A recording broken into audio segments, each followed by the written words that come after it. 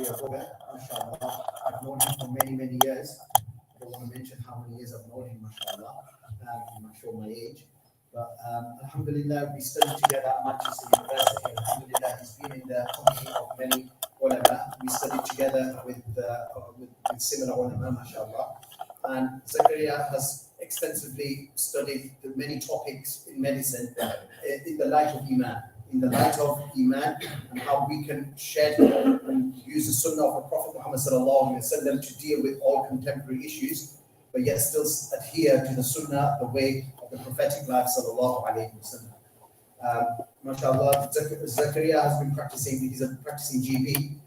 He's been practicing for 17 or 18 years now, MashaAllah, and he's specialized in certain topics. He's taken an interest in helping the Muslim community with their individual issues that they have.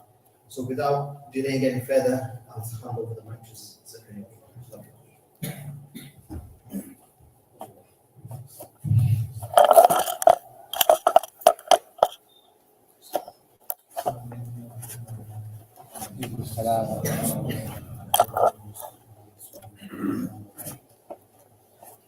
It's a privilege and honor to be here with you this evening. To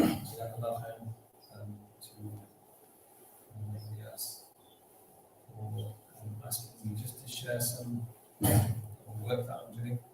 Inshallah, I hope that it brings benefit to you and your family. So this topic, anger.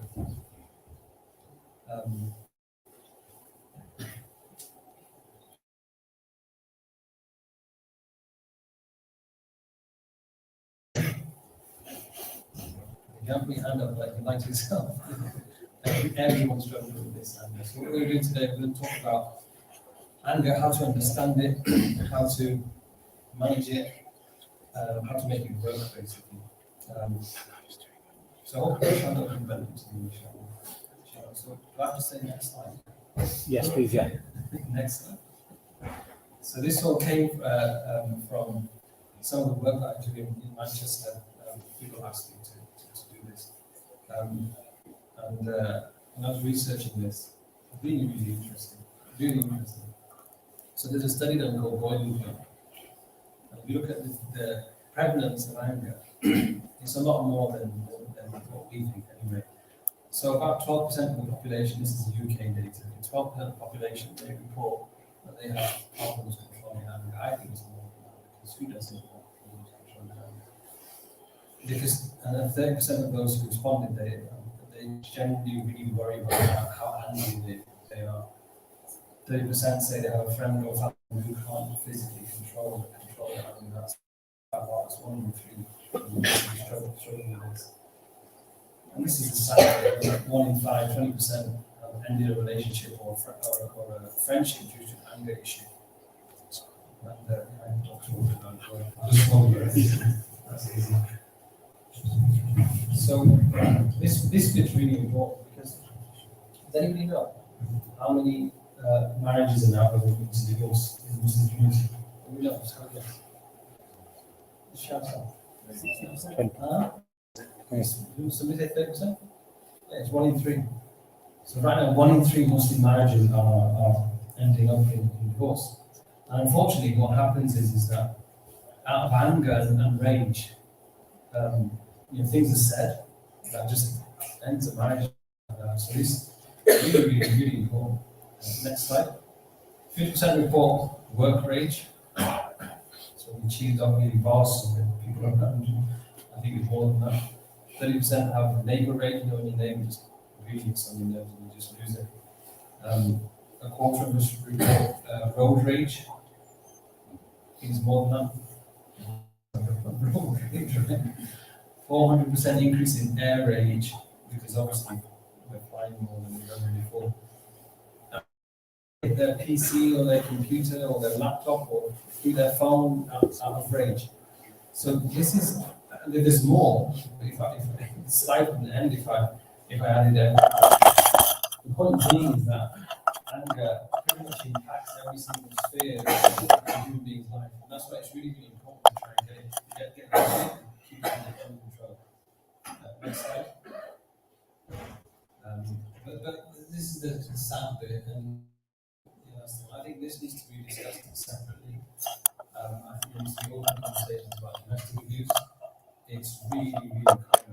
It's really common. Like at any given time, 1 in 4 women, 1 in 6 men. It affects men as well. It affects men as well. It's not just a woman thing. But the numbers are quite high. So a quarter of women, 1 in 5, 1 in 6, so just under 20% experience domestic abuse in their lifetime. I don't know if you know, whenever there's a football tournament like the World Cup, domestic abuse the rates actually increase because unfortunately stupid men take it out on their poor other halves because their football team is pathetic, that people do that. But it's really sad that this happens. And this is the statistics that we just don't like, that in this country 2 women are they're murdered per week because of a man's rage. ما ضرب بكفه صلى الله عليه وسلم امرأة وصحابه ولدا in the Shammai. The Prophet never ever struck a woman. He never struck anyone who served him. He never struck a child. Never in his life. And that's pathetic. But this needs a different conversation. It really needs to be discussed. 30 men per year pass away, they're murdered because of issue of domestic violence. And this is the equally sad bit, that 1 in 5 children experience abuse at their hands of their angry mother or their angry father. And so this is the reason why this needs to be really discussed, because it's not a statistic. Okay, next slide. So what we're going to talk about is how to understand what anger is and how to make it work. So understand this, that anger is a natural emotion. You have zero control when it comes to you. Zero. Ashrafia, the great Ashrafia, whose greatest ulama, Sheikh Maulana Nasibullah Khansa, he says that any emotion that you experience is completely out of your control. It's not in your volition. But what is in your control is a choice as to whether you act on that emotion or not. Does that make sense? Emotion that comes into your brain, into your mind, into your heart, into your soul is completely out of your control.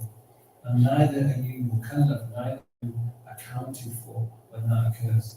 But what he said is that what is in your volition, what is in your total control, it's a choice, is whether you act on that emotion. Okay? Because you need anger to respond to certain threats or conditions. If I was to attack you, wouldn't it be really dumb if you just stood there and took it? You need to have a level of anger and discuss that sort of behavior to actually fight or flight. So what psychologists say is that it's absolutely futile to eliminate anger. That's the wrong way of approaching any emotion that is troubling you. So it's wrong to try and completely say, I'm going to get rid of anger. It's not going to work. Because you're human and you're going against your nature. But what is worth doing is trying to channel that emotion. Okay? Do you understand that? Is to try and channel the talk about. Okay, next slide. Let's talk about what happens when you get angry. So there's always a trigger. There's always something that triggers us for that emotion to kick in. There's a trigger, there's a threat, or there's a direct cause. Okay? So imagine a scenario where you're walking down the street, minding your own business, and then somebody approaches you and starts to give you beef. Okay? Because of your religion. Okay? Naturally, you're going to get angry, agreed? Naturally, okay?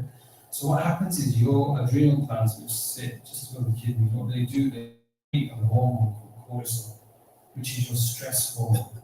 That's your fight and flight response hormone. It gets your blood going, it tightens your muscles, makes your vision more acute, gets your heart beating, makes you more alert, makes you more quick to respond. You're in the zone, basically. And you're getting ready to either fight the guy or run. To get you physically going, okay? How long do you think that process takes? That release of that stress hormone? How long? 2 milliseconds. How long does it last? That burst of energy? Up to 20 to 30 minutes. So in other words, in a millisecond, you can be triggered. And the lasting effects can be 20 to 30 minutes. That's the biology, that's the physiology of what happens. Okay, next slide. Now you all can recognize this picture, right? right, where you just lose it.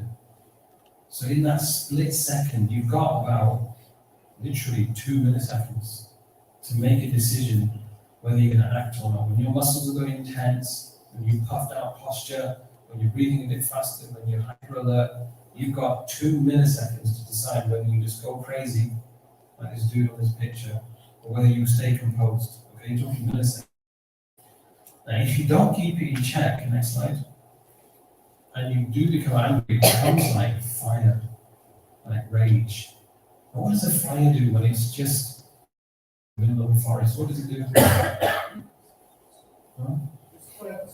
It doesn't think, does it? If you're in my way, you're gone. And that sometimes happens to us when we're angry. It starts with anger, then it becomes rage. And then what happens is you lose all concept of discipline, of thinking sensible, of calibrating your emotions, of doing things in a rational way. You're just like a fire, and you just burn everything in your path. And that's what happens when you get angry. So it starts off as 2 milliseconds of an emotion, and then this. And that's usually the trajectory of anger. Okay? Now be honest, right? The only way we're going to accept if there's a problem, but hands up who's experienced, and then they look back and think, did I do that? Did I say that? We all have. Okay? We all do it, so people put your hand back. So there's nothing wrong with this thing. If you want to change, if the biggest step is to just accept, I might have a problem here. I might have a problem. When that occurs, change is easy. Okay, next slide. Now look, this is something I want you to remember, because you'll understand where I'm coming from what I've said and where I'm going from here. So those of you who have hit 35, we are older than 35, understand this. Those of you that aren't 35, it's not too late. By the time you're 35, 90% of who you are is already made in your brain. However you are is fixated. About 90% of you is already it's just wired, okay? And it's based on your childhood and life experiences. That's what makes you. Is any child born angry? Is any child born racist? Is any child born anything? They're just neutral, right? It's childhood experiences and life experiences that create a memorized set of emotional reactions, behavioral patterns, subconscious habits, and hardwired attitudes. You are who you are by then.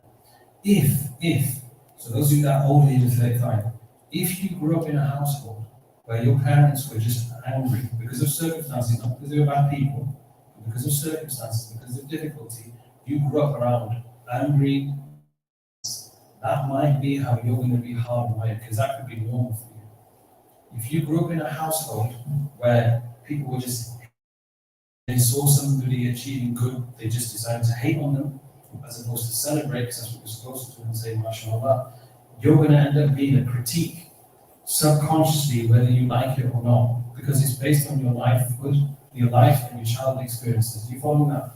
Yeah? That's what happens when you hit 35. Next slide. Therefore, who we are in any given moment, on a micro scale, who and what we are in any given moment is the actions we have in that time. Okay? Some of you who are here now, if you are in a bad mood, you will be paying attention to this in a very different way if you are compared to in a good mood. You understand that? Okay, so what controls your emotion long term? Okay? What controls your emotion long term is based on your worldview, which is your life experiences, or your child experiences, or, this is the bigger one, if you've experienced any trauma in your life, or there's an unresolved stress in your life, it will impact your baseline of what your emotional state is in any given time. Does that make sense? Okay? If it doesn't, raise your hands, I can rephrase it. Jima. Okay. So when your life is governed in any given moment of time by your emotions. So imagine you're in work, right? You're a dentist, right? You're in work. Your list size ain't going to change, is it? You're going to have the same patients every day, more or less, right? If you are in a good mood in that given time, you'll probably fly through your. If you were in a bad mood for whatever reason, you probably would struggle getting through the day. Agreed? Right. So what controls you from being in a good mood and bad mood instead of fluctuating like this, what keeps you on an even keel? That's your worldview. If your worldview is, you know what, this whole world is a mess, and you're a cynic, for example, you're going to be probably miserable for your whole period of life, even when you have ups and downs. It's a bit like, have you ever met anybody who's permanently happy? No. Man, it's so nice to be around. Who's met somebody, hands up, who's met somebody who's permanently happy? Because some of you have. They are so nice to be around. No matter what, there's something to smile about. They have something to smile. Who knows, hands up, you probably put your hands up this one. Who knows someone that permanently moans? A lot of hands up here, right? I say to my kids, no one likes a moaner, even a moaner. They're not nice to be around. When there's nothing to moan about, they find something to moan about. Agreed? You know who these are, right? You're laughing now, right? That's their worldview. Okay? Long term, they're just going to moan about everything. Okay? But what governs your long-term view? Your long-term worldview is based on your childhood experiences and how that molded you. But it's also based on if you've had any trauma. Because if someone who's experienced trauma, it's really hard for them to manage their mind. And the second thing is if you've got any unresolved stresses going on right now, something is really just hacking your head, and it's just difficult to get solved. It's going to impact. Like take for example, let's just say your root, which I hope it's never happened to you, right? Your root's leaking, right? And you say you need to sort out. That's your stress. Will you appropriately work if that's what your mind wants? Because your mind is just going to fall through. That's what governs your emotion at any given time. Okay? Right, next slide. So what happens is, this is why it's important. When you have a trigger, okay, when you have a trigger, something that really cheeses you off, this is usually the trajectory. Okay? Let's use an example, a recent one, okay? Harry Kane missing that penalty. Right, when he stood up for that second penalty, obviously we were all really hopeful that this is going to go through, right? He's going to draw us an extra time and we'll go through, right? I guarantee you that all of you here, you know what your response is going to be like when an England player misses a penalty. You know, right? That's your hardwired view. So take Harry Kane, which I missed the penalty. I was like, how can he miss a penalty? He never missed a penalty. So he skies it, right? What's the first emotion that we have? Did you say help? I'll tell you mine. First emotion, the first time, was like, what is that? My first emotion was a little bit sadness. I can't be that. Right? That's my first emotion. If it's not kept in check, emotions then become mood. Potentially, but it's just a game, you get over it, in a few minutes, don't you? But if I didn't keep it in check, then that sad feeling would become my mood. The next day and the next day, 2-3 days ago, I was still sad. My mood would be sad. So he's in a mood, he's quite sad. If I don't keep that in check, then that becomes my temperament. Temperament is what I'm usually like. I'll just be a sad guy once, and people say that's his temperament. That's what happens to an emotion, and anger is no different. If something makes you angry, if you don't keep it in check, you're in an angry mood. You understand what that means? Yeah? When you're just in an angry mood. If you don't keep that in check, that anger, eventually it will become your temperament, which is you're just an angry person. Okay? You're just an angry person. Go back to that moody person, that moaner, the one that we talked about, who we all know, the one who moans all the time. If their primary emotion is just to critique everything, they're going to be a moaner for a few hours. If they don't keep it in check, their mood will just be, they'll be moaning for a few days, a few weeks. If they don't keep that in check, then their default state will be, I'm a moaner.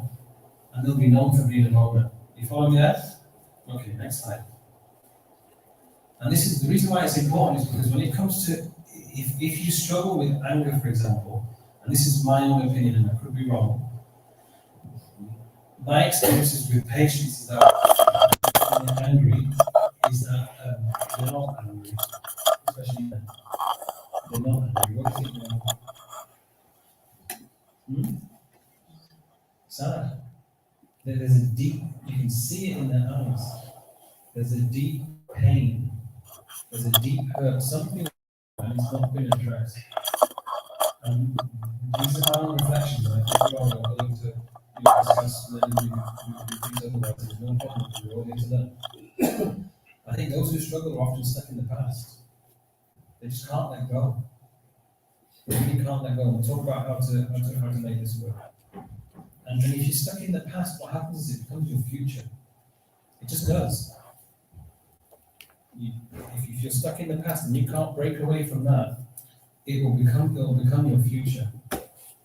But remember that you only have now.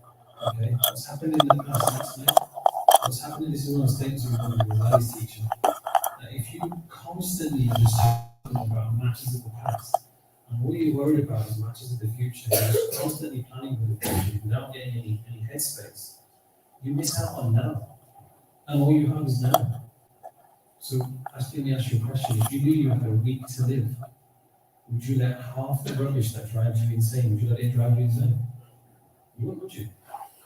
You know exactly, that's the point that you don't know. Okay, next slide. Now when you look at anger, okay, there's, like I said before, anger, one of the biggest emotions in the limelight is hurt or pain. But anger is like an iceberg. When you look at an iceberg, what you can see is only 1/3 of what's actually above the water. 2/3 is underground. There's layers to anger. There's so many emotions underlying anger.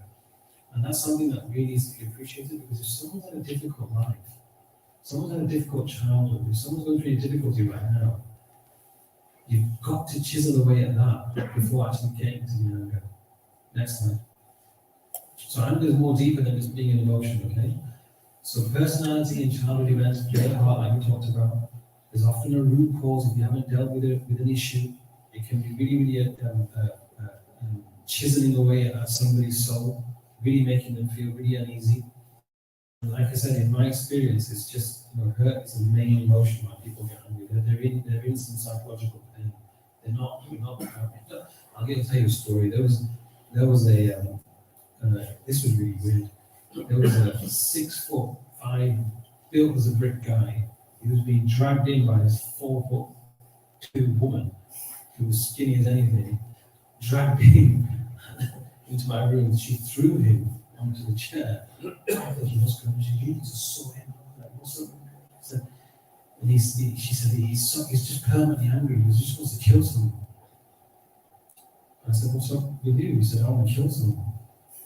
So I'm like, okay. So I said, why? He said, you. I said, me? Not you, but you lot. What's you lot? You Islamic lot. It's something. Yeah. So I thought to myself, the government gave me 10 minutes preparation. I'm taking my time with this guy. So I asked him, one of his friends committed suicide because he was homeless. He had no one to blame. He reads the Daily Mail, so who does he blame? Muslims, for everything that's gone on. It took me about half an hour to get out of him. And then he settled a little bit, trying to explain to his wife that he's not angry, he's hurt because his mate just committed suicide because he was homeless and no one was helping him, and he's got somebody who wants to take his anger out on. Does that make sense? He's hurt, but he needs a reason, so he's taking it out on us. So after half an hour, at the end, he said to me, he said, Doctor, will you come to my wedding? If you don't, I'm going to kill you. So alhamdulillah, I survived it, and it's all sorry, man, it's not my mom. I won't be eating when you're eating, and I won't be dancing when you're dancing. He said, okay, fine. And then I left that job, and he booked an appointment because he found out I was leaving. I said, well, how can I help you? He said, no, he goes, I heard you're leaving, I'm going to kill you. And then I explained I can't stay, and he gave me his number. And he said, if you don't keep in touch, I'm going to kill you. So he was still angry about his mate, but the point is that there's layers to it. There's a lot of hurt underlying a human being when they're angry. But the other thing I have to say is, look, if you as parents, if you want to give your child a masterclass in hypocrisy, if you want to give your child a masterclass in hypocrisy, then continue with bad behavior in front of them. If you want your child to be calm and collected, if you want your child to be at peace with people around them, with family, you have to have an environment at home where it's peace. There's no shouting, there's no arguing, there's no beef between you. You have to. If you want your child to pray, you have to pray. If you want your child to read Quran, you have to read Quran. It's a simple thing. If you want your child to be an upright, decent individual, saying the truth and not lying, you can't be a pathological liar. And the same applies for anger. Now, a lot of children, unfortunately, mimic their parental behavior because parents can't behave like adults. Yeah, so really, really important to have a think about that. Okay, next slide. So we talked about it. So generally, if someone's angry with you, you have to apply the same theory to them. Next slide. So we're here to help, okay? We've understood the theory. I'm here to help and try and get you to calibrate things next. Okay, next slide. First things first, really, really important, okay? Deal with demons. Whenever somebody comes to see me with any psychological problem, I ask them 2 questions. I say, number 1, is anything nasty ever happened to you in your life? Go back to your childhood. Have you experienced anything that's not been nice? Every single one versus it is. Men and women. They just lose it because they recognize that I've never ever what's happened to me. So really important to deal with your demons and address those core issues. That's number 1. Number 2, any current issues that you feel is just chipping away at you and you need to sort it out. And it can be anything. Usually it's 3 things. It's relationship stress, it's financial stress, and it's career stress. That's it. They're the 3 biggest stresses of a human being. And usually that comes out. And what I tell them is, look, if you had any trauma as a child or as an adult, okay, especially abuse, or if you have any unresolved stress, you have to deal with your demons and your anger and your psychological state will probably just go back to normal. You have to deal with that. Does that make sense? If you don't deal with that, you likelihood will be in a state of pain and hurt. You will manifest it with anger. Yeah? Does that make sense?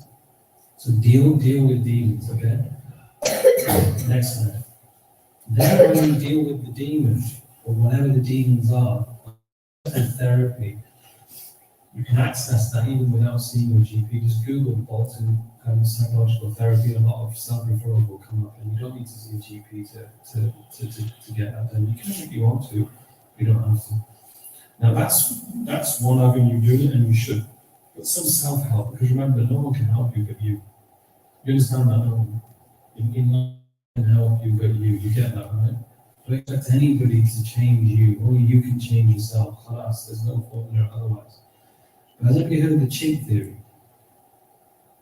Maybe, yeah, some teaching in sports psychology is really big. This is game changer stuff. All he's done, Steve, he's a psychiatrist. He was part of the British Olympic cycling team when they won straight golds in the previous Olympics.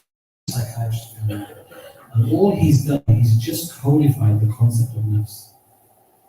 Who knows, he could be a secret Muslim. There's loads of them out there, you know. One of the shield, he said, we're going to get so many surprises. So many surprises. So he's codified this, and what he talks about is how to tame the chimp in your brain. We'll talk about that, how to make it work.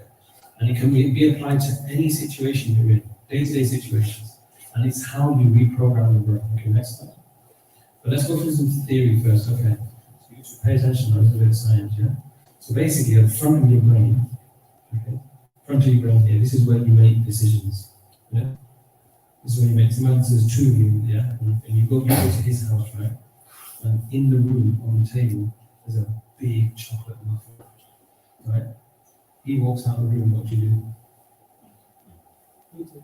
You eat it, don't you? You said that without even moving your mouth. So you eat it, right? So decision is here in your brain. Middle of your brain is what's called the limbic system, which is your emotional brain. Okay? The person who said eat it, that was your emotional brain. That was like, you know what? That tastes nice. There's only 2 of us and there's only 1 muffin. I'm going to go for it, right? That's your emotional brain. Now, on the side, on each side of your brain called the parietal lobe, you have what's called computer. That's what you're used to doing. That's how you're used to behaving. So, why is this important? You're used to behaving emotional. The part where it says computer, the parietal lobe, your default. If you are used to being emotional, your default response will always be emotional. Okay? It won't be what's called rational, which is the frontal part of your brain. If most of the time you're sensible about your decision making, that's where your computer kicks in. Okay? Now, what do you think we are primarily? Rational? Huh? Emotional. We're primarily emotional. Okay? Primarily emotional. What is more powerful, emotional brain or rational brain? Emotional brain. How many times more powerful is the emotional brain? 20 times more powerful. Hands up, who's done something and thought about it afterwards? Yeah, we all have. Where you thought, I don't want to do that. Was your emotional brain kicking in before you actually thought about what you did. Okay? Get that? So primarily we're emotional. And that is in keeping with how Allah told us who we are. Inna al-insana khuliqa halu'a. Insan was created in a fragile emotional state. إِذَا مَسَّهُ الشَّرُّ جَزُوعًا. When harm or things that aren't good before him panics. Emotional brain kicks in first. Yeah? That's in keeping with Quran. Okay, next slide. So let me give you a different example to make sense of the emotional brain, okay? I did this last year, about 8 months ago, and haven't changed the slides. Imagine this scenario, okay? Lockdown was lifted, okay? We were all like, hey, freedom, after house arrest, for how many months we were in house arrest, and then, while everybody was locked down, and we all decorated our houses, we had nothing to do, we had loads of money to spend, and we couldn't go anywhere, so we just decorated our houses. I called my friends around after months of not seeing them, and my son, who loves his football, he's walking around with a tennis ball like he usually does, kicks it, hits the coffee table, and my mate's coffee mug spills and damages his shirt, and the mug breaks. Okay? How am I going to okay. That's a bit too much, bro. I'm kidding, but I see your point. Yeah. And what I'm going to do, I'm going to shout, get angry at him, maybe you're going to have burns. That's how you'd expect. Okay, how do you shut the chimp up? So that's my emotional brain kicking in, right? And that takes how many milliseconds? 2, right? And the effects last for 20, so I need to keep it in check. So how about I reframe it? Let me use my brain before I do anything. And this is true. If my son Isa was to do this 1,000 times, he's good, but he's not that good. If he was to do it 1,000 times, he probably only hit that mug 3-4 times out of 1,000. In other words, it was what? A fluke. A proper accident, right? Khalas. Secondly, when you've got guests around, how do kids behave? You tell your kids, best behavior, right? What do they do? Do kids understand adult behavior? Why on earth am I expecting my child to understand adult behavior? Does that make sense? Why on earth am I expecting my child to understand adult behavior? It's a good line. When you take your kids to the masjid, you say to them, shh, it's the masjid, behave yourself. And then you're in prayer and you've got your kids running around going, causing chaos. What were you expecting? You get me? Right? And that's why, different, when you go to different parts of the world and you see different cultures, that's what I love about Arab cultures, that they just let their kids be. They just do. You see them in the masjid, they're running around causing chaos. It's beautiful. That they can do that in a place. When they are discerning age, enough, then that makes sense to teach them. But when they're allowed to just be children in the masjid, it's beautiful to see that. So in the whole scheme of things, right, the mug breaks, my friend's shirt got coffee on it, coffee's all over the floor. In the whole scheme of things, is it a big deal? Is it really a big deal? I can buy a new mug, I can buy my friend a new shirt, I'll clean the coffee up, no big deal, right? And all I have to do in that moment is teach my son consequences with love and support. And what that does, that breaks the cycle of just screaming and shouting all the time. Can you see that? The difference between that? That's what you do in the moment. You bring your rational brain to the forefront and you bring your emotional brain back. If you do this over and over and over again, within no time, you're talking only 3 months. That's not a long time in your whole scheme of your life. Within 3 months, your emotional brain will shrink and your rational brain will increase in size. In other words, it will be more in the forefront and it will be less emotional. But you have to do it over and over and over again. And in anything in life, if you want to achieve mastery, if you want to achieve, get a hold of something, you have to do it over and over and over again until it becomes habit. Until it becomes what? Habit. Quran. Ask any Hafiz Quran, which is the most difficult salah for you to read? What would they say? Because Imam. Fajr. Why? Because you're half asleep. And anyone who's been Imam for Fajr will know what I'm talking about. Because you're half asleep. No matter, even if you wake up an hour before and drink tons of coffee, when you get to the masjid, you are still like in your bed, right? You know, I want to go back to sleep. The Hafiz Quran, or the Imam at Fajr, who reads Fajr, who reads the Fajr prayer, for them to be able to read effectively, they have to know that surah inside out. In other words, they can read it in their sleep. But the reason why they got to that level is because they've done it over and over and over and over again. Okay? So if it's the same with this, it's the same with your emotional state. Okay, next slide. And the point is that if you do that, it breaks the cycle of learned behavior for the next generation. Because remember, if you don't do that, if you don't keep this in check for yourself now, your children are going to behave like that when they're older. So if you as a husband or you as a wife are at your other half's throat and you're screaming and shouting over things that are just nonsense, your child will do that when they get married. And well done, you've taught them how to do it. You're the greatest teacher. Remember, parents are the greatest, they mimic you. They see you as role models. And if they think that it's okay, because they see you do it and they do it, shame on you. Okay, next slide. I'll give you some other tips, okay? So that's one of the biggest things that needs to try and master is to get control of the emotional brain by being more rational.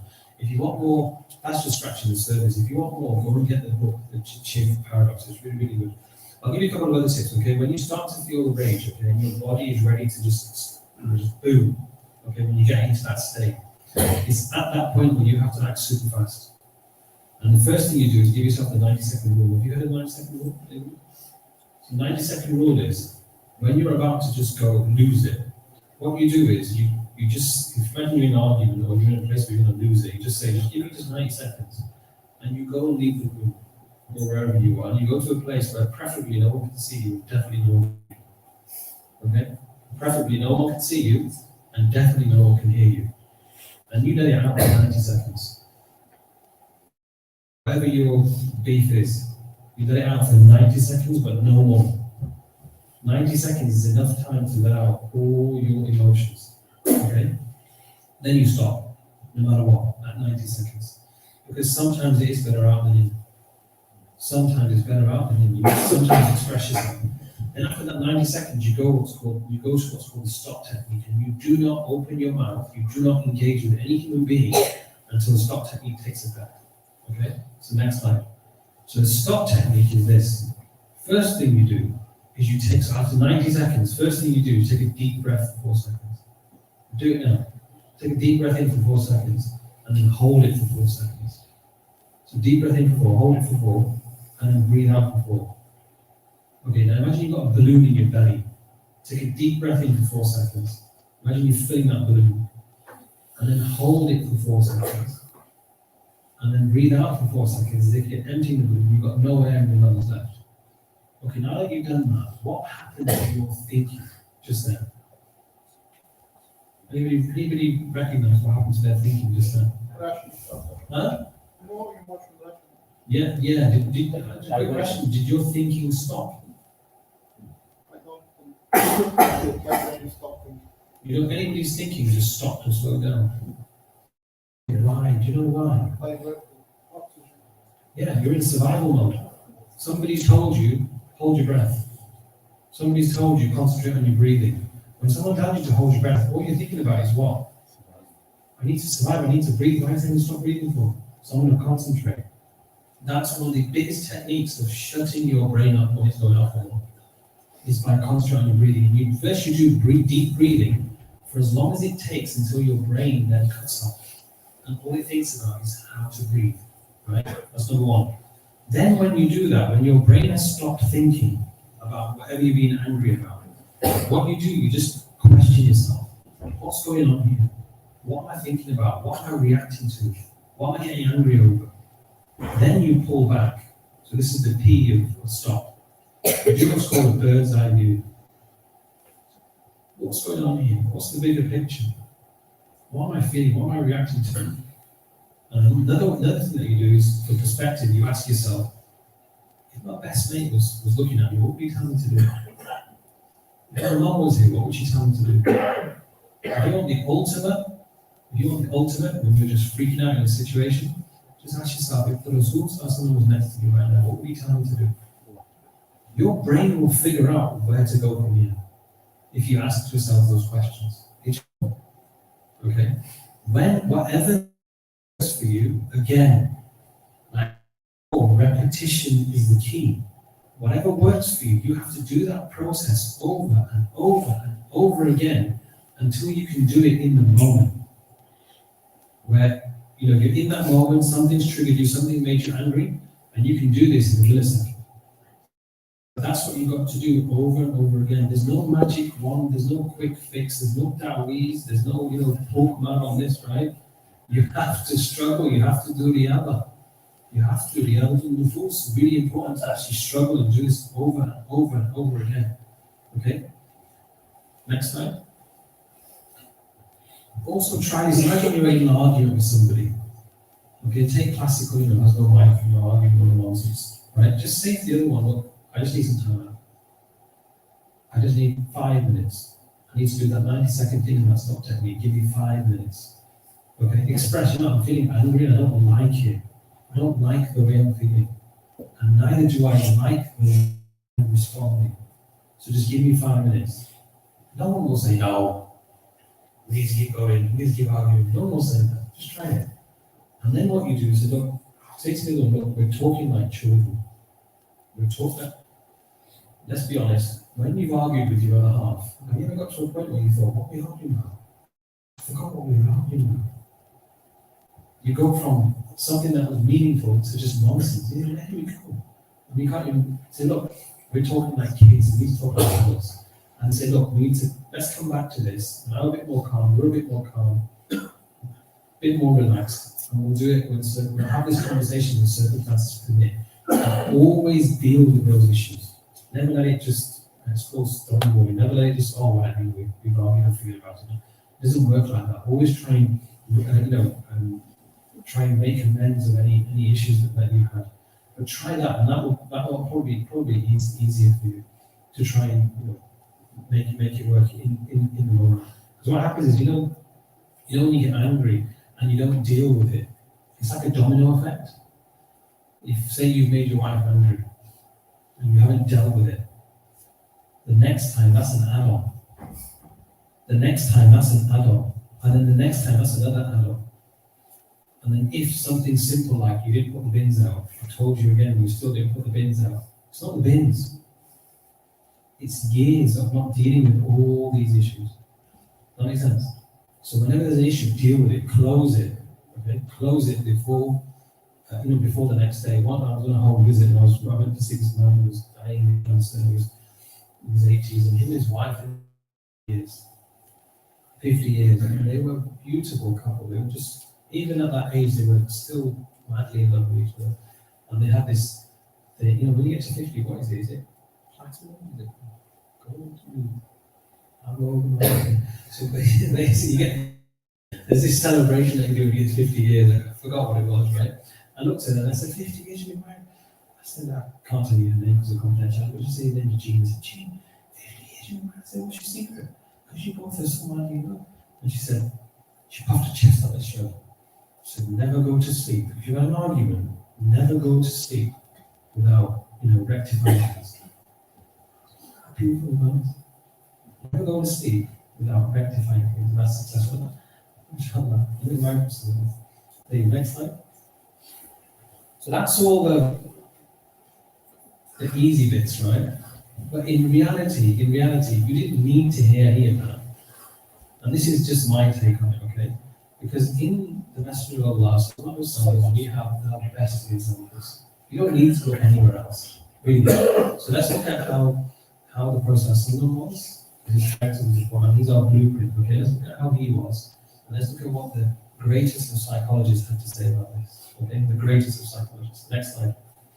Firstly, our understanding of the world, of the human psyche, and how we experience the world comes from the Quran. Okay, understand this really, really carefully. Definitions, where are our definitions from? They're from Allah and His Rasul and no one else. Right? And there's a verse in Surah Shura, where Allah talks about the believers. One of the things He says is that وَإِذَا مَا غَضِبُوا يَغْفِرُوا. Look at the wording here. Sheikh Yusuf used to say, when you read Quran, when you read accounts of the Prophet, don't read it like a newspaper or a magazine. Oh, that was nice. And then just pass on. Every single word, every single harf, every single kalima that is mentioned is in a particular order for a particular reason. And it has secrets behind it. Okay? So, وَإِذَا مَا غَضِبُوا هُمْ يَغْفِرُونَ. This is the description of believers. That when they get angry, what do?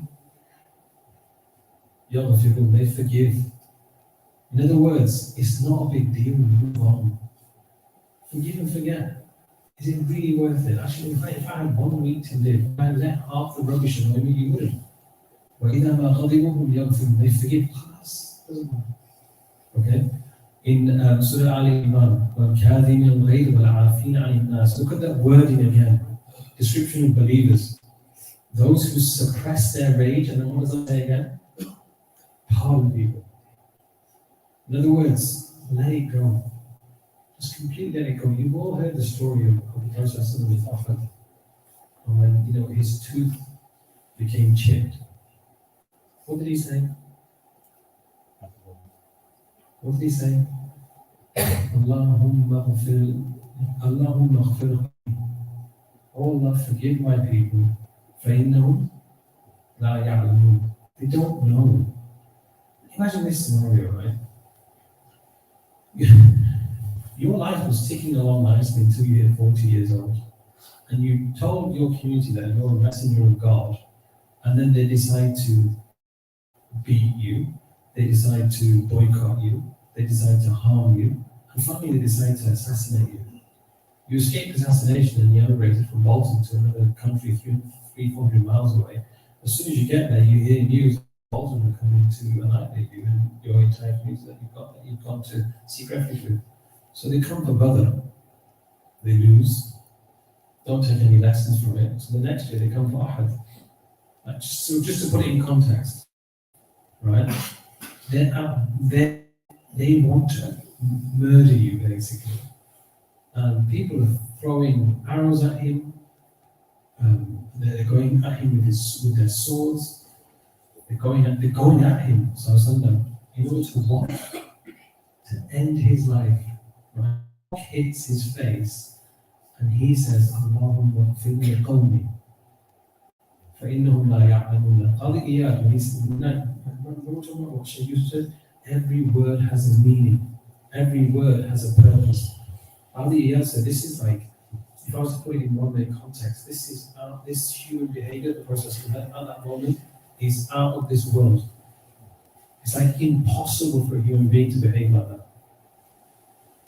So then he says, oh Allah, forgive. وَإِذَا مَا غَضِبُهُمْ يَغْفِرُونَ وَالْكَاذِبِينَ الْغَيْظَ وَالْعَافِينَ عَنِ النَّاسِ. Forgive them, Father. Allah, forgive. So he's asking Allah to forgive these people. Then he says, لِقَوْمِ, my people. And Qadi Iyad said the reason why he says that is so he's doing shafa'ah for these people.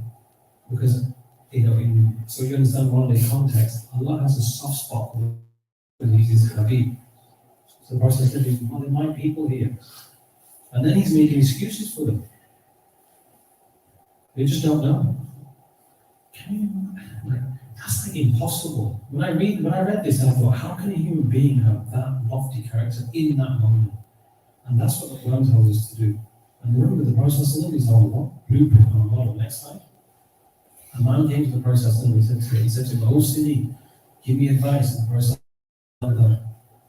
Prophet and he asked him again, he asked him over and over again. The Prophet kept saying the same thing. Don't get angry, don't get angry, don't get angry. My children were little, we used to play this game of short hadith. And I can't remember what he did, but my son, he was still about 4 or 5 at that time, he said, he must have, I can't remember what he did, but he did something and I laid into him. And then, you know, go to your bedroom, kind of thing, right? And then my wife, she said, for what he did, the anger that he displayed was disproportionate. Go and say sorry to him. Don't let him sleep like that. So I went upstairs, he's in his bed, crocodile tears. Like this, right? Nothing's going to die. I said, Isa, I'm so sorry. I just maybe you, it was a bit too much, you know. He really silly, but I shouldn't have behaved like that as a father. And then he pointed to me and he said, you didn't listen to the Rasul's Sallallahu. He said, you didn't listen to this, because we did this at Eid. La Taqdam. I said, what do you mean listen to Rasul Sallallahu? Didn't know you told me that Rasulullah Sallallahu said, La Taqdam, and you didn't La Taqdam. What did you do? I had to leave. I was in tears. I was thinking, wow. You see what I'm trying to say? I'm giving my son a masterclass on how to be a hypocrite. Okay? But again, what person said, don't get angry, don't get angry, don't get angry. Next slide. A man came to the Prophet and said, what is the hardest thing a human being can endure? And he said, the anger of Allah. Other than you can't endure it. So the Sahaba said, what will keep me away from Allah's anger? And you know when you read things like that, you think, yeah, you know Sahaba? You know when the ulama say, Allah, that's when you understand this, because what an intelligent question. And they asked all the questions that we wanted to ask. Whether Allah and Jamia. So one of the ulama, they say that Sahaba, the world are never going to witness a group like that again. Ever. Cream of humanity. But they asked the important questions. So what an intelligent question. What's going to keep away from Allah's anger? And the Prophet said, you don't get angry. Simple. Look at the genius behind this. When you get angry, is it possible that you might say something that you regret? Is it possible that you might say something that's simple? It is, isn't it? And of course, when you harm one of Allah's creation, you're going to make Allah angry. You're going to make Allah angry. Okay? Next slide. Remember we talked about definitions? The Prophet defines things for us. The Sahaba asked, who's the strongest? And the Sahaba, you know, men, they were men. Sahaba were men. They weren't playing PlayStation or watching YouTube shorts. They were men, okay? He said, the one who can just floor someone else.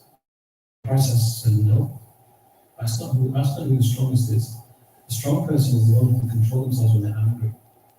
That's the prophetic definition of a man. Someone who can calibrate their emotions, that's what we call a man. Okay? Prophetic definitions. Next slide. Umar radiallahu anhu. His wording, the most successful of you are those who safeguard themselves from covetousness. Covetousness is that feeling where you just want more. Oh, my house is big enough, it's getting extension. Oh, we're getting the house. You just moved in a new big house. Just got a new car, oh, what should we want? Just got a new phone, oh, okay, the other one again, what's the latest one? Never happy, never content. You just got this new one. That's covetousness. Following their caprice, and then there's their shahwa. Okay? Those who can control their shahwa. And then he said, those who can control anger. That's the definition for Umar. Next slide. Abdullah bin Mubarak, one of our greatest scholars, he was asked, can you summarize in a few words what is the definition of good character? And he said, just don't get angry. Khalas. Why am I telling you all these things? If you want to achieve mastery, if you want to get a grip of your anger, you have to hear these things over and over and over again. You have to work at it. It's simple. It's absolutely simple. The secret of life is if you want to get good at something, repetition. Next slide. Okay, let's talk about how to control the anger. Okay, like I talked about, read and learn the virtues of subdued anger. Okay? When you learn the virtues of something, it creates motivation to go on and do it.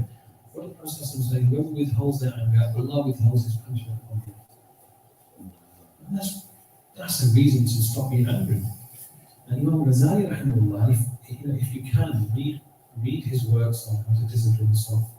He was a master when it came to this. Imam Ghazali, rahimahullah, he said, how many times have you disobeyed Allah and you haven't had a shout from heavens?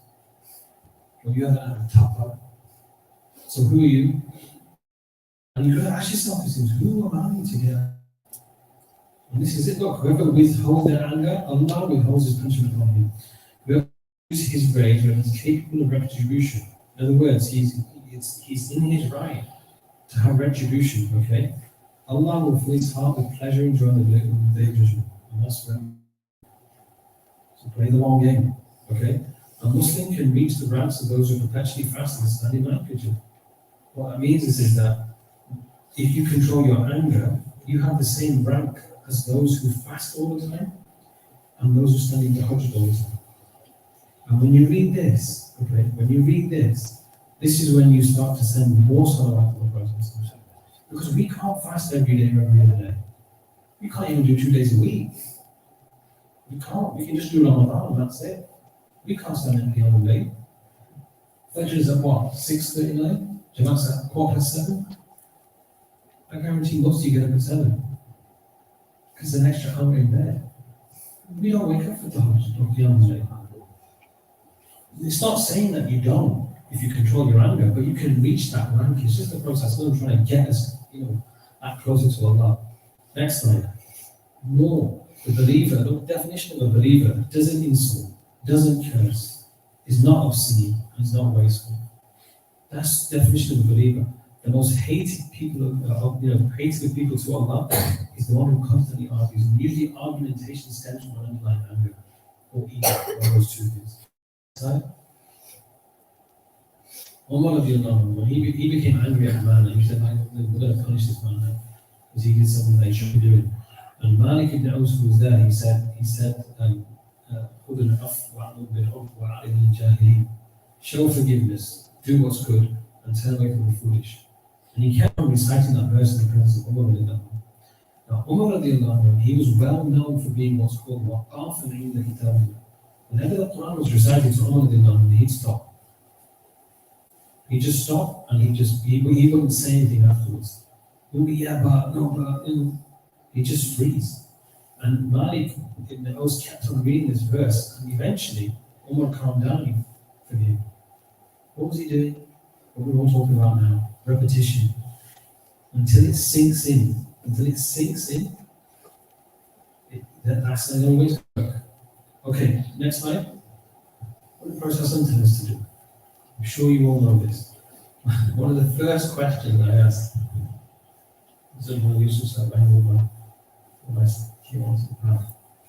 was about anger. And he said to me, he said, do you know what to do? I said, I think something good you do. I said, you say, I will be done with shit on regime. Maybe we'll talk about these steps in a second. Maybe we'll sit down and lie down. And he said to me, so just do it.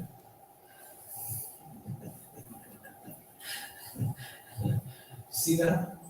Genius. Sometimes you just need to hear that you just got to do it. Understand? What were you expecting? Some magic dua to, make you. It doesn't work like that. Du'as are powerful, but you have to get at it as well. If you go to someone and say, I want to be a happy, make dua for me, isn't it be just through that? No. I want to be a doctor. Go make dua for me, Shaykh, or mom and dad, make dua for me. Are you going to be a doctor just by your parents' du'as? You have to, this is the way Allah's made the work. You have to put that effort in. So one of the things in the process I'm talking about was saying, A'udhu billahi minash shaitan. But when you say A'udhu billahi minash shaitan rajim, enter another zone. Don't just say it. Don't just say it. All about it, explain that. When you say when your child is running away from a dog or a lion or a predatory animal, and they run into the hands of their parents or their mom or their dad, they feel safe. Right? But when I say that's how you should be when you say A'udhu billahi minash shaitan. I'm running away from that devil who's just riling me up here, and I'm coming to you, Allah. Envelope me in your protection. That's how you view A'udhu billahi minash shaitan. You don't just say it. Another dua in the process. Again, read these du'as over and over again until it settles in. So this dua has a story behind it. Aisha radiallahu anha, she wants to get the process of something. So the process said, look, this is how husband should be. He said to her, Ya Aish, in one narration, Ya Aish. So his nickname for Aisha radiallahu anha was Aish. Another narration, Aish. Okay, so it's actually fitting to have nicknames for your wives. Zakariya. So he said, yeah, Aish, then he cracked her nose like this. Crack her nose like this. And he said, Quli, say, Allahumma Rabbi Nabi Muhammad, O Allah, the Lord of the Prophet Muhammad, اغفر لي ذنبي, forgive my sins, وأذهب غيظ قلبي, and get rid of this harshness from my heart. وأجرني من ضلالات الفتن, protect me from any fitna that causes deviation. That's what he taught her in that moment. This is dua for the ummah. To read this dua over and over again, and then another dua. This is a prophetic dua. Allahumma aqlini bil ilm. Beautiful dua. Oh Allah, enrich me with knowledge. Wealth doesn't enrich you. Wealth doesn't enrich you. Knowledge does. Some of the most wealthy ulama, you ask them, would you take, a briefcase full of wads of cash in place of one safha, one page of a book of ilm? They go for a page of book of ilm over a wad of cash any day, because that's what Allahumma aghnini bil ilm wa zayyinni bil hilm, and beautify me with forbearance, being able to control my anger. That's beautification. Wa akrimni bil taqwa, honor me with piety. That's honor. Not how big your house is, how flashy your car is, what your associates and so forth. Taqwa, akrimni bil taqwa. Inna akramakum indallahi atqakum, the most noble of you was the Lord. وَجَمِّلْنِي بِالْعَافِيَةِ, and beautify me with well-being. These are prepared words that you would say over and over again. Next slide. When we did the book, Allahumma inni as'aluka, this came up. It's a long dua, but the process of asked Allah for kalimatul haqq wa ridha, a truthful tongue in states of anger and joy. Because in those two states, that's when you lose it. You exaggerate when you're overtly happy, and you exaggerate when you're overtly angry. The process is give me kalimatul haqq, give me truth.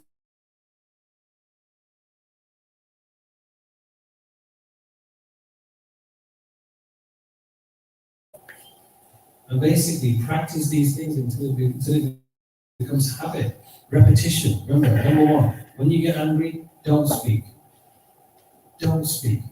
I'm sure you heard this. I once, Jibreel came to our local masjid, and he said he gave some. This was in Masjid.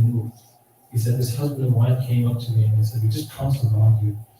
I said, I've got a taweez for you. So he said, what you do? And basically he just folded up a piece of tissue into small pieces, and he said, just put this in your mouth. It's a taweez. When you get home, she's telling God, just put this is one each for you, put it in your mouth. So he said, the brother put it in his mouth, wife put it in his mouth, and he said, a week after he came, I said, why? He goes, you sorted it out, we're not arguing anymore. He said, there was no taweez, there was nothing in this, it was just a piece of tissue that got you to shut up.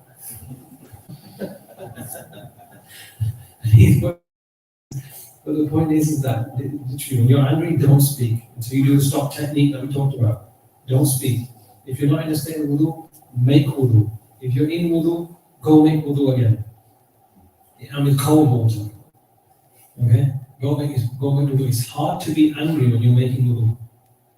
It's hard to be angry when you're making wudu because it's an ibadah. If you're angry and you stood up, sit down. If you sat down and you're angry, lie down. It's really hard to be angry at somebody when you're lying down. It's impossible. Do you know why the Prophet said this? Why did he say lie down? Any ideas? It humbles you. When you're lying on the ground, you realize your worth.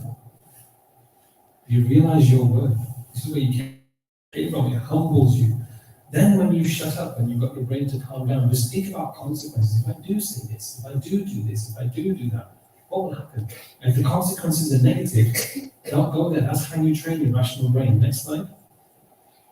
Again, we talked about this earlier, but reflect often when you're on your own. If you have a problem with anger, when you're on your own, just ask yourself this question all the time. How many times have I made my maker angry and I've never been taken to task? How many times? So what right do I have? Ask yourself this. Should anyone, even people who you don't like, if they saw you when you're angry, what would you think? What do you think of their opinion of you?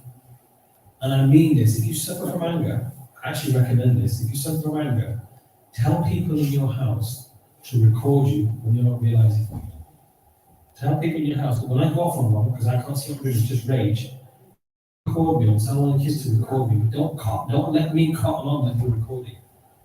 And then when I calm down, play it back to me. When you see yourself, how you behave in terms of rage and anger, you'll feel disgust. And that's how you calibrate. That's how you reflect. That's how you do muhasabah. I shouldn't be behaving like that. And ask people, ask your children, ask your wife, and if you're a sister and you're struggling with this, ask your husband and your kids. What do I look like? How do it make you feel? It's powerful stuff. There was once, I delivered this, after I delivered this in a place in Manchester, I gave another thing about COVID at that time. And his sister said, I just want to thank you that you did this. Because I was really struggling with anger. And I said to my husband, my kids, I sat them down and I said, I need to sort myself out. So I went to a seminar, and I'm going to go seek help, and I'm going to go see a therapist, and I'm going to have a medical course. And she said to me, well, look on my husband's face, and the look on my kid's face, was that of relief? Was that of relief? That mom's not going to do something about this now, this is getting really silly. She got help, and I showed her. But it took understanding this, that how it made her children, how it made her husband feel. So it's never too late. Next slide. If you really want to do a deep dive in this, and you're really concerned about your soul, Imam al-Hasibi, rahimahullah, he was one of the teachers of Imam Ahmad ibn Hanbal. And if this is even possible, Imam Ahmad ibn Hanbal used to say that when my iman was low, that's even possible. Imam Ahmad, rahimahullah, he said, my iman, I used to go and sit in Imam al-Hasibi's majalis, just to boost my iman. And the other thing he used to do was go to Bishop al-Hafi. So I used to knock on his door, Salaam alaikum salam, one look at Bishop, my iman will be boosted. That's even possible for Imam Ahmad. So Imam Hassan with his teachers, he has a book called Adab al-Nufus, Etiquettes of the Soul. And one thing he says in that is that spirits cannot be rectified. Al-Itlaq, that is in the absolute sense, and anger is a spiritual disease. It cannot be rectified so long as pride remains in the heart. It could be that your anger problem is an ego problem. It's possible. Just think about it. You've got nothing to lose. Sheikh Muhammad Zakariya, he said, Takabbur ka pehchan was. If you want to know the real spiritual root cause of the spiritual disease, the root spiritual disease of anger, it's pride. It's ego. That's why people who don't have an ego, they're not quick to get angry. They're not quick to what? To get angry. And it could be your ego. And the thing that we talk about ego is, why would you want to share a trait of shaitan? That was the one thing that kicked him out of the angelic realm. He was a jinn, out of the angelic realm. And from tradition we know that he prostrated in pretty much every place in the universe that existed at that time. He was allowed to go from this realm into the angelic realm. And he had one moment of pride. And he was just, why would any human being want to share that trait, the shaitan trait, that destroyed everything? So I think about these things. And essentially, next slide, what it boils down to is that if you really want to make this work, if you want to make this, you can do the stop technique, you can go back to dealing with your demons, and that's the interview. But the easiest route, do all that, it's really important, but the easiest route is benching, in anything in life, is benchmark yourself against the Rasul. But before you benchmark yourself against the Rasul of how to be, it's really important that you and I increase in our yaqeen, certainty.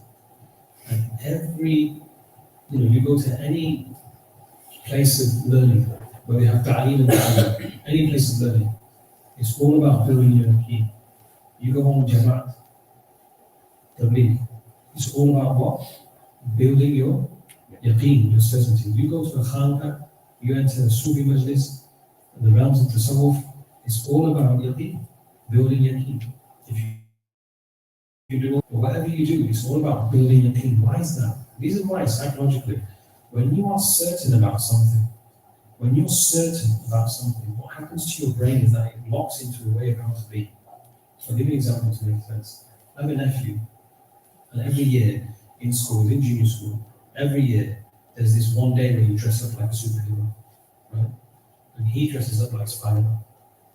And when he comes to my house, he goes, "Cha-cha, I'm Spider-Man." And he thinks he's Spider-Man. So he's there trying to fight with me. I'm throwing him around and beating him up. And he's just getting up. "You can't kill me, I'm Spider-Man." He's jumping here, jumping there. He thinks he's Spider-Man. So his brain is now locked into being like Spider-Man, and he thinks he can do anything that Spider-Man can do. Right? Same applies in any sphere of life. When you have a deep sense of belief and that locks, that yaqeen locks in your mind that this is how I need to be, you'll figure out a way of how to be very, very easily. So if your identity, if your certainty, if you're certain in your identity as a Muhammadi, as a follower of Rasul Sallallahu Alaihi Wasallam, automatically your brain will lock and think, how is he? How did he behave in this situation? His hand reach out to, that's what Brian was going on. Where did I walk? Where did he walk to? That's where I'm going to walk to. What did he look towards? That's what I'm going to look towards. That's the Muhammadan way. But it's really important that you work on your feet. So encourage all of you. Join classes of learning. Go on tabligh. Enter the Zawiyah or the Khanka or the Shaykh who do dhikr Allah. Really, really important. All these are tools. Then take one path that suits you. You can do all three, that's even better. But do one at least, so that your opinion builds and your connection with Allah builds. The next slide. Again, play this in your mind. It's one of my favorite traditions. One of my favorite traditions in the process. Anas ibn Malik, he said, "On the process, oh my son." So this is the wording in a different word because it's converted from Mac to Microsoft. It just messed everything up. So the process of saying that if you can, don't let the morning pass or the evening pass and have any beef in your heart for anybody. If you can do that, then do that. But هذا من sunnati, because that's my sunnah. What's his sunnah? Don't have any beef with anybody in your heart. If you can pass the morning, if you can pass the evening, in other words, if you can pass 24 hours in a day, and there's no beef in your heart against anybody, then do that. فَهَذَا مِن sunnati, because that's from my sunnah. Yes, libas is important. Don't be ashamed of growing your beard. It's really important. Taking away the Rasul Sallallahu Alaihi Wasallam. Yes, it's important. Yes, external manifestation of this religion is important. But what did the Prophet say? This is my sunnah. You don't have any beef with anybody in your din. That's sunnah of the Prophet.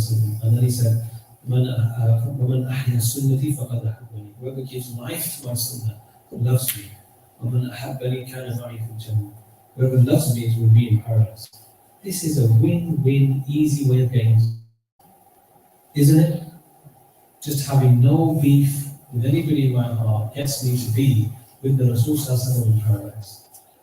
Who doesn't want to be with the Rasul Sallallahu in paradise? I mean, every Muslim does, right? There's the mechanism. Really simple. And I love this. Next slide.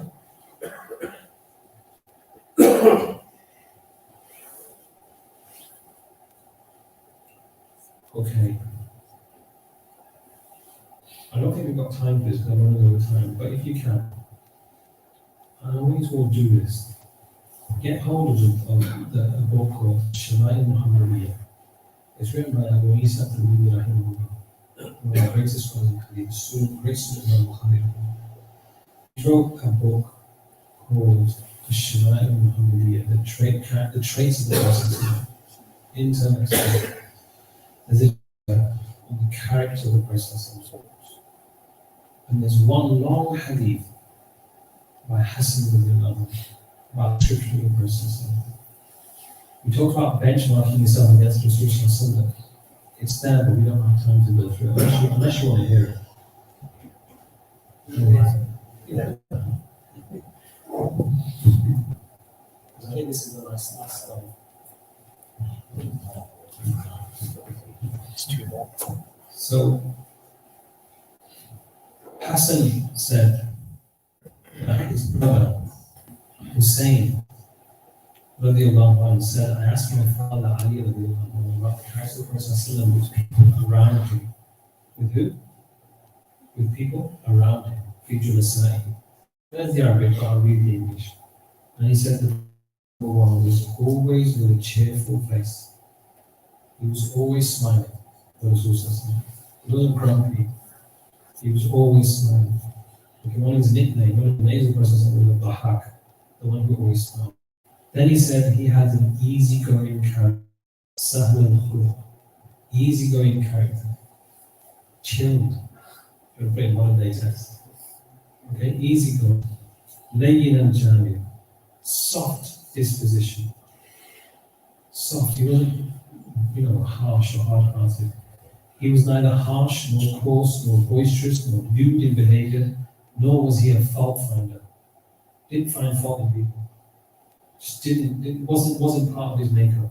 So he would overlook things that he disliked, and he would not cause others who desired him to disparage him. What that means is that if he didn't like something haram, neither was it makruh. He didn't make a big deal of it in case somebody else liked it.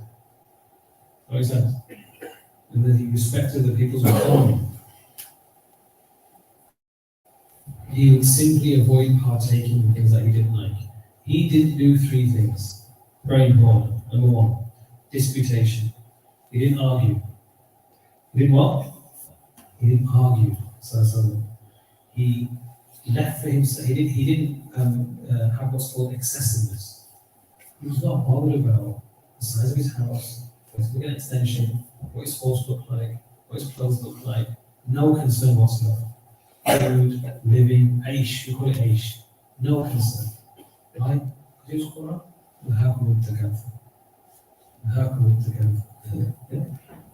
And he didn't bother with things that didn't concern him. In other words, he minded his own business. If it wasn't his business, he would go there.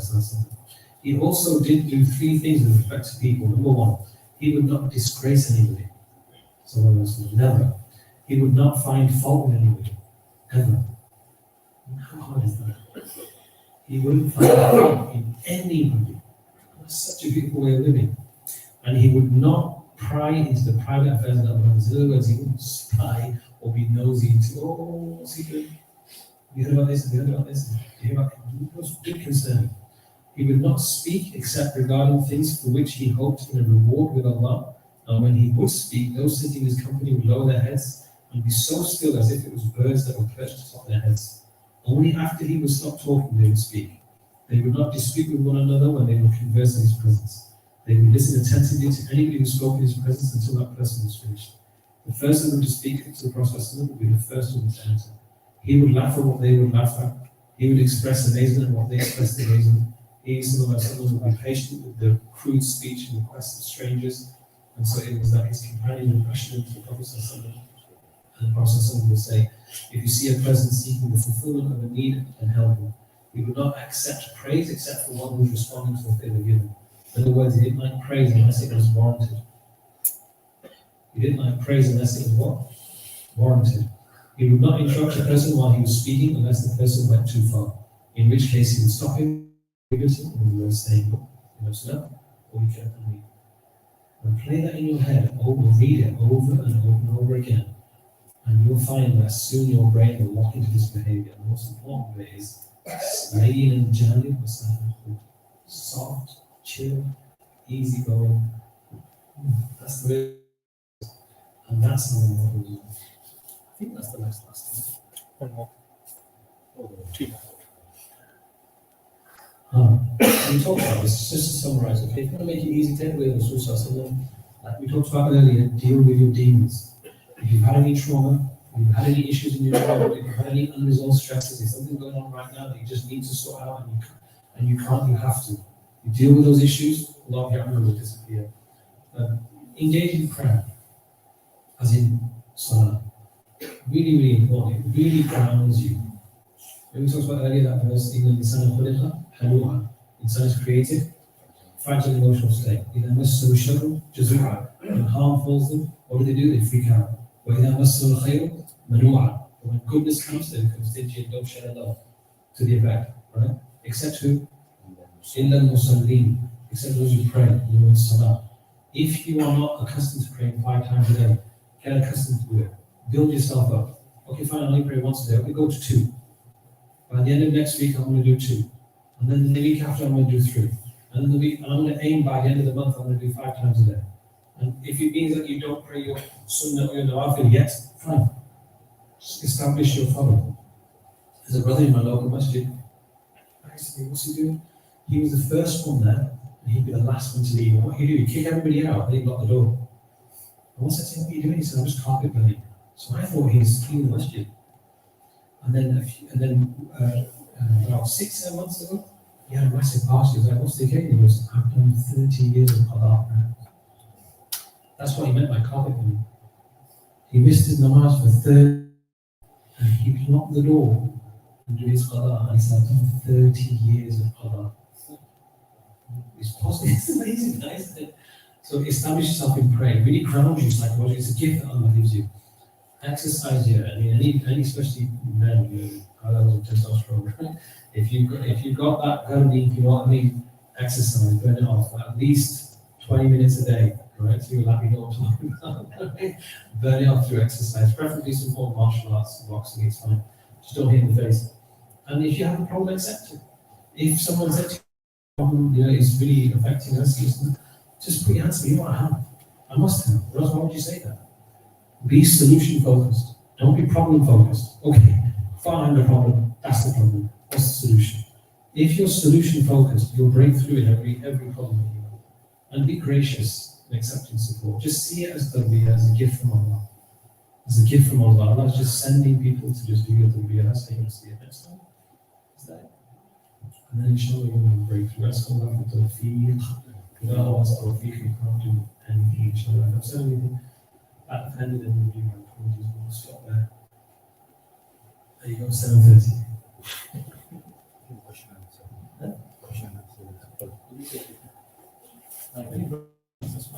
Those from sisters will be getting up. What that means is that brothers are really angry and sisters are getting but brothers are too shy. Let's see.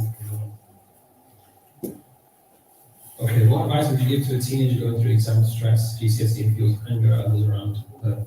So what I would say, a couple of things that I learned on a really good course on what's called transactional analysis, how we talk to each other. So that the facilitator said to me, never say to your child, Shabash, and you got an A. Is it numbers now? Yeah. In GCSE? 9. Okay, yeah. Giving away my age. Never say to your child, MashaAllah, you got a 9 in maths. I said, why? He said, because what you're doing is you're associating high grades with being accepted by your parents. My dad loves me because I got an A. My dad loves me because I came first in class. Does that make sense? That's how a child thinks. Well, what do I do then? Well, what you do, you praise the effort. So what I say to my children is, my son's going through his GCSEs right now, so do them in bed. I say to them, I don't care what you get. It does not bother me in the slightest what grade you get. What I'm bothered about is that I want you to put in 110% effort. I'm looking at your work ethic. I'm looking at your graph that you put behind revising. I'm looking at your discipline. Grades are secondary. Grades are secondary, because what happens is children validate themselves with their parents, and they think that if they don't get, they're not going to be loved by their parents as much. Well, the reality is you still will love them. So in other words, always focus on the effort that goes beyond the exams as opposed to the exam results. And all the child needs is to know that unconditionally my parents love me. Unconditionally my parents love me. You do that, anger will just dissolve. Anger will dissolve. That helps the child.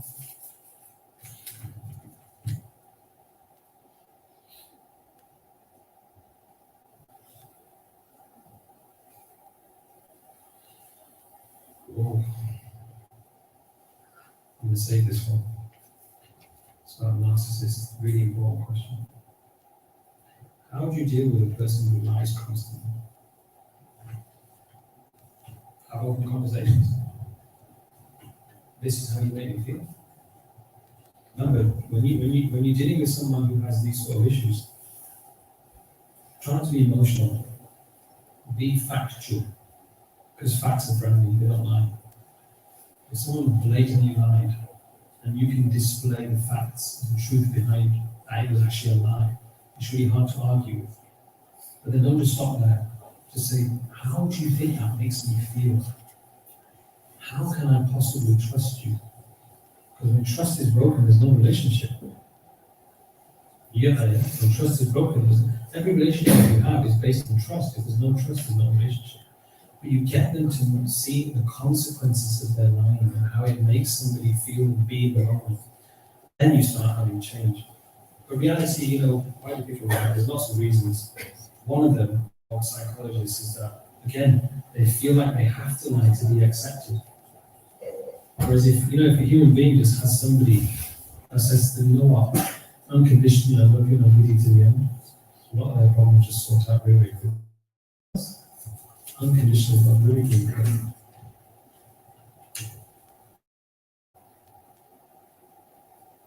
Okay, so I'm going to get into human in 2 seconds. We talked about what can we do to help someone who's extremely uncontrollable, anger at the time. How can you calm them down, help someone to best is really not response. Remember, it's like a fire. There's no conscious, nothing conscious is going on. It's just rage. It's going to burn through you. Whatever you say calm down. What do you mean calm down? I am calm.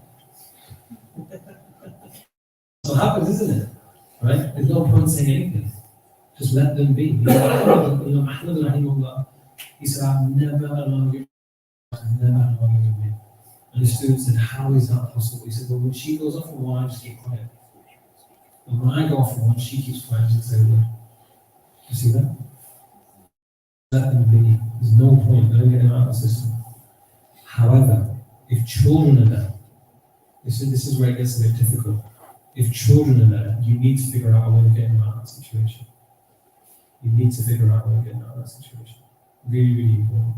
And that depends on your family's social situation, family situation, your neighbors and stuff like that. But basically, don't respond, let them calm down. And then when they're calm, when they've finished work, they've eaten, they've chilled out, whatnot, go and tell them, look, Michelle, this is how you made me feel. And just see where the conversation goes. Usually when you say, this is how it made me feel, human beings start being human beings again. They start thinking, oh gosh, did I do that? It sounds like a lot of these brothers here have been sent by their wives. What's going on? Because the brothers aren't saying anything, wives and brothers. How do you deal with past years of hurt and neglect, memories and comes out as anger? Yeah, so when you go see a therapist, what they do, they go on and talk about, they dive into your brain and ask you what happened, how did it make you feel, and then they validate your emotions, because there's emotions that are valid, emotions that aren't valid, that you shouldn't have at that time, and thoughts as well. And then they try and calibrate your brain to put some perception into it. So I'll give you an example, just to put it into context for not just the one who's asking, but also for listeners as well. Remember the process of life is like our model, and it happened for a very particular reason. So let's start from the beginning. Did the process? No. How old was he when his mom passed away? 6. The circumstances of his mom passing away. Do you know what happened? Why was he coming back from the year? Anybody know? He went to visit his what? His dad's side. Do you know why he went to visit his dad's side? Because he was pulling at his mom saying, Mom, where's my house? Just think about that for a second. A young boy, he's in Makkah and he sees everybody with mom and dad and he's house. Can you imagine? So mom said, so we'll take you to, he's buried in such and such a place in Medina. He's buried in Medina. We'll go see his family, and some of my family is there. Let's go. So they went. On the way back, she passed away. Very suddenly. Who was with them? Anybody know? The maid about the process and his father. just the two of them. So now a 6-year-old on a journey in the middle of a desert, and he's just witnessing one being buried. Okay, who looks after him after he passes away? His grandfather. 2 years after he passes away. Young children here, whose grandfather is alive? He hands up. Yeah, how much you love him? Loads. Like insane, right? How old are you? 11. So 8 years old, his granddad passes away. Another emotional setback in the process. Then, has like an unremarkable life, just a normal life. 25 years old, gets married, successful business, married an entrepreneur, has a successful business with their family, children, well respected in the community. Everybody loved him. Process. 40 years old, given apostleship, declares his messageship, everybody. To the degree, just think about this, there was a time when the Prophet he couldn't openly say La ilaha illallah, he had to hide it for 2-3 years. And when he did, there was a time when he was battered. One guy grabbed him in the neck, threw him back, another guy threw him on the ground. The guy was about to strike him with his shield, but came in, they battered him. It was so battered that he couldn't recognize him properly. Then emigrated into the Valley of Abu Dhabi. For 3 years they were in exile. No one could marry into the Quraysh, with the Muslims. No one could do business with them. They had to stealthily get food. For 3 years, eating leaves or whatever they could find. 3 years. Those 3 years made some of the people in the process very ill. Very ill. As soon as he came out, who passes away? Khadija radiallahu anha. Then who passes away? Abu Talib. 2 people who he loved dearly. Not only did he love them, they were his 2 greatest supporters. Those who helped him the most. He was heartbroken. What was that year called? Husn. He's got no protection there. My life is at risk. If I don't get protection, I could get assassinated. Where does he go? Die. What happens in dying? Rejection, and actually quite humiliating. Imagine being chased out of Bolton by the youngest of the kids throwing stones at you. Like, that's humiliating, really. Bleeding. And then he sits down in the courtyard and he makes dua. And if you can, just in Hazrat Sheikh's Fadali Amal, in the section of Sahaba, this dua's mentioned. Take a look at it. But one of the things that he says is that, so this thing here, how do you deal with past years of failure? What therapists do, they change your perception. Process went through hurt, went through trauma, went through some really difficult times. So in answer to your question, he raised his hands and looked at his perspective. He said, to the effect, forgive me for my weakness. Forgive me for my weakness. And he said, إِن لَمْ تَكُنْ سَاخِطًا عَلَيَّ فَلَا أُبَالِي. So long as you're not angry with me, I don't care what you do. You see that? See, that's how you change perceptions. And that's why some of the ulama, they say, if you really want to advance in your journey to Allah, some of the ulama, they say that it's as if you get to a state with Allah. We don't ask for trouble. We don't ask for dilemmas and problems. But you get to a state where with Allah where it's like, what I know that what you're doing in my life has a higher purpose, and I'm on a journey to you, and you're planning it in the best of ways. As long as you ain't angry with me, I don't care what happens. That's spiritual state. So that's how you deal with it. And you can go through therapy, go through conventional means, but I don't know, if you go through Islamic counseling, where they can have this sort of conversation with you as well, it's really important. Do you give private sessions for how much do you charge? I don't do private sessions, and if I did, I wouldn't charge. Because I believe healthcare should be free. And that's why you have to support the NHS. Honest. You have to support the NHS. Have to. I'm not going to say anyone can go off.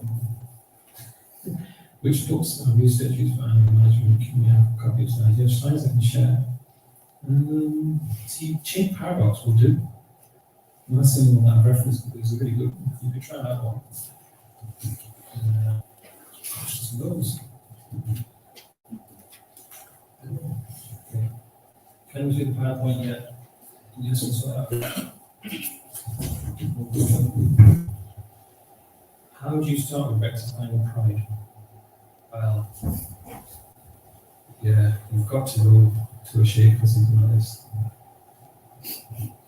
Take a path, spiritual path, with a sheikh, qualified sheikh, not a milkshake, qualified one, someone who has a chain going back to the process, someone who's been giving ijazah, and that chain of ijazah goes back to the process. Go and sit with them. One of the things I was given very young when I took the path with the Sheikh Yusuf, go to your Sheikh with an open heart. In other words, like this. These are my problems. I'm going to sort them out. Really important. There's no way. You can't do it from books. You have to go and sit with people who have traversed this path and dealt with their spiritual illnesses and come out on the other side, pure.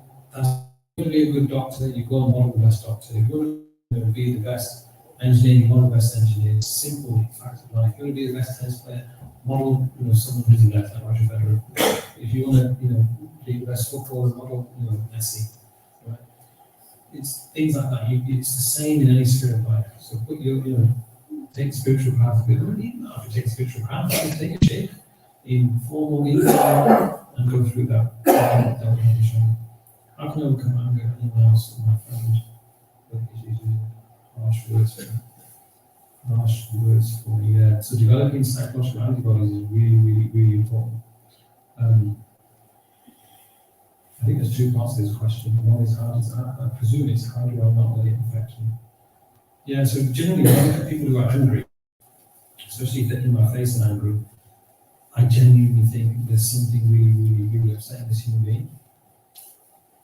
They're really in pain here. I'm not going to take it personally, because they don't mean what they're saying, but there's some pain, and I'll try and chisel away and get through to a root cause with that person. Last question, really important. How to deal with someone I want to do? How to deal with someone who can display unprovoked or disproportionate anger at everything I do or don't do? Therapists have described it as being a narcissist. So, firstly, this word narcissism is just thrown around a lot, like a hell of a lot. You're a narcissist, like a trend now. You're a narcissist. So a therapist has described him. That's fine. If a therapist, a medic, someone's qualified to say someone's a narcissist, that's fine. If you're not a medic, if you're not a therapist, if you have any training or any insight into psychological realm, you can't call somebody a narcissist. If a therapist has that, number two, I'm sure the therapist has told you, never engage with a narcissist. There's no point. They're not going to change unless you know much about them. Number one, do not engage and then tell them they're a narcissist as well. Okay. That's what it says. But don't engage with them at all. Like, you're never going to please this person. Never. There's always going to be a critique. They're always going to find something to be angry about. It's just what they do, what narcissists do, they actually, their fuel for life, their food is drama. Everything has to be a drama. And if you take it away from them, when you're hungry, what do? You go for more food, they'll create more drama. Because that's how they survive. But the way you can't put them out, but the way you just search, not engaging with them. And then the second thing is that if you live with somebody like that, you have to have an intermediary. You have to have an intermediary so that you can have open adult conversations about what's going on here. About what you have to. There's no other way. For you as an individual, don't engage with them. It just doesn't work. And most importantly, look after yourself. When you're in a relationship with somebody who's narcissistic or have narcissistic tendencies, is look after yourself. Make sure that you are, I'm glad you're having therapy, because you probably need it to know someone like that. But make sure you have something else called compassion therapy, and you're compassionate with yourself, not spiritual man. But to have breakthrough with this person who's an intermediary. And then if it doesn't work, speak with an alien, but separation with that person is an option, especially if it's bringing harm. Brothers have no questions. It's insane. Unless you have a question. There's one in the comments. Yeah. I don't want to read it.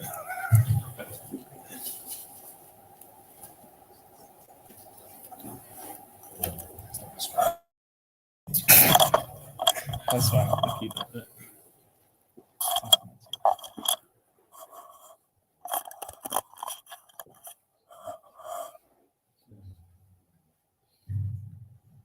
How do you deal with violent and aggressive parents?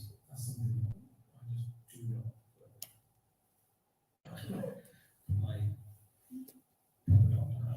There's safeguarding issues there. I deal with violent and aggressive parents. I strongly don't believe that a child should be struck under any circumstances. I do not believe that that's the way to deal with children.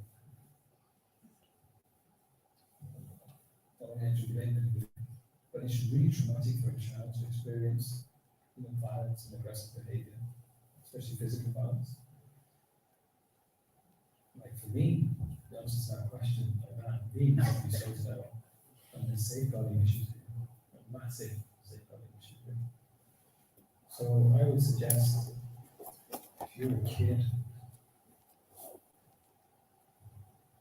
for this person, speak to your local imam, and develop a plan of how to manage this. Like really important. If you're an adult and you're experiencing this, speak to your local imam, but also go to the GP with massive safeguarding issues. I can't understand it. That's more than one-to-one question, I think.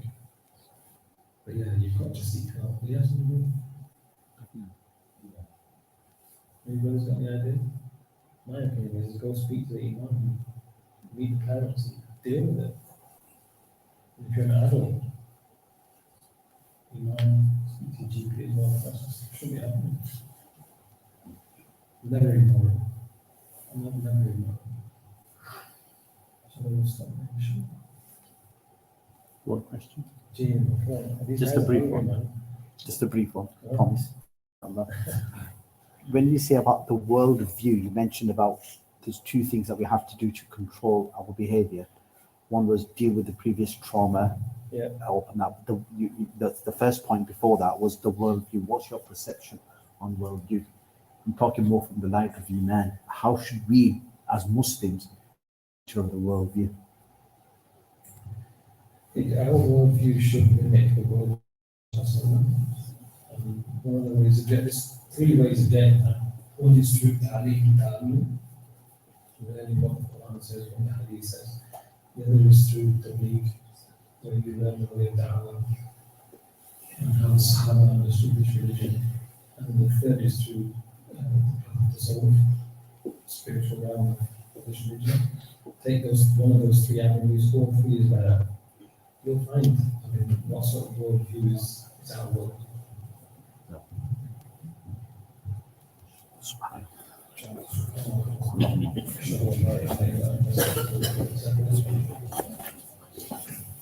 That's all I have to do. Zakariya, for giving us his time and his experiences and his advices. We,